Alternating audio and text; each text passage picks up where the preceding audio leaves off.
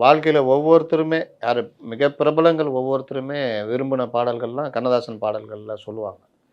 அதில குறிப்பாக கலைஞர், எம்ஜிஆர், அ கண்ணதாசனுக்கும் பலருக்கும் பிடிச்ச பாட்டு "அச்சம் என்பது மடமையடா." அச்சம் என்பது மடமையடா. "அஞ்சாமை திராவிடர் உடைமையடா, ஆறிலும் சாவு நூறிலும் சாவு, தாயகம் காப்பது கடமையடா." இது வந்து எம்ஜிஆர் அவர்களுக்கு கண்ணதாசன் எழுதினதிலே பிடித்த பாடல் ஆ இதுதான் இதான் சொல்றாங்க சொல்லுவாங்க. சார். ஏன்னா, திராவிடர், தமிழர்கள், அவருடைய வாழ்க்கை, தமிழர் வாழ்வு, "கருவினில் வளரும் மழலையின் உடலில் தைரியம் வளர்ப்பாள் தமிழன்னை" அப்படின்னு வரும். அந்த மாரி ஒவ்வொரு அவங்க வாழ்வியல் முறைகள பத்தி அந்த வரிகள்ல வரும். அதனால எம்ஜிஆருக்கும் பிடிக்கும், கலைஞருக்கும் பிடிக்கும்னு சொல்லுவாங்க. அவங்க அந்த கேசட்டே இருக்கும். அவங்க கார்ல அந்த பாட்ட அடிக்கடி போட்டு கேட்பாங்க. 2 பேருமே அப்படின்னுவாங்க.